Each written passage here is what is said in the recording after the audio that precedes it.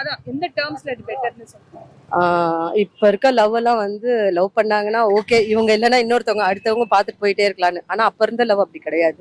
ஒருத்தவங்க லவ் பண்ணிட்டா அடுத்து அவங்க அவங்க நம்ம கிட்ட வர வரைக்கும் அவங்களே தான் லவ் பண்ணிட்டு இருப்பாங்க. ஆனா இப்ப இருக்க இந்த ஜெனரேஷன்ல இருக்க லவ் எல்லாம் வந்து லவ்வே கிடையாது. இப்ப லவ் பண்றாங்க, லவ் பண்ண உடனே இவங்க ஜாலியா போறாங்க, சுத்துறாங்க, வராங்க, சண்டை போட்டுக்கிறாங்க. சின்ன பசங்க மாதிரி சண்டை போட்டு ஈகோல நிறைய பேர் பிரிஞ்சு போயிடுறாங்க. பிரிஞ்சுட்டு அடுத்த ஆப்ஷன் என்ன இருக்கோ அதை தான் பார்த்துட்டு போயிடுறாங்க. ஒரு ட்ரூ லவ் இல்ல இதுல.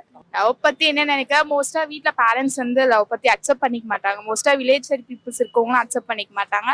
பட் லவ் பண்ணா ஃபியூச்சர் நல்லா இருக்கும். ஏன்னா அண்டர்ஸ்டாண்டிங் இருக்கும். லவ் பண்ணா எதுவுமே ஷேர் பண்ணிக்கலாம். இதே அரேஞ்ச் மேரேஜா இருந்தா வீட்டுல சொல்றவங்களை பத்தி அவங்க கிட்டதான் பேச முடியும். மாமியார் மாமனார் அந்த அண்டர்ஸ்டாண்டிங் வேணும். இதே லவ் பண்ணா லவ் பண்ற பர்சன் கிட்ட நம்மளை பத்தி எல்லாமே ஷேர் பண்ணிக்கலாம்.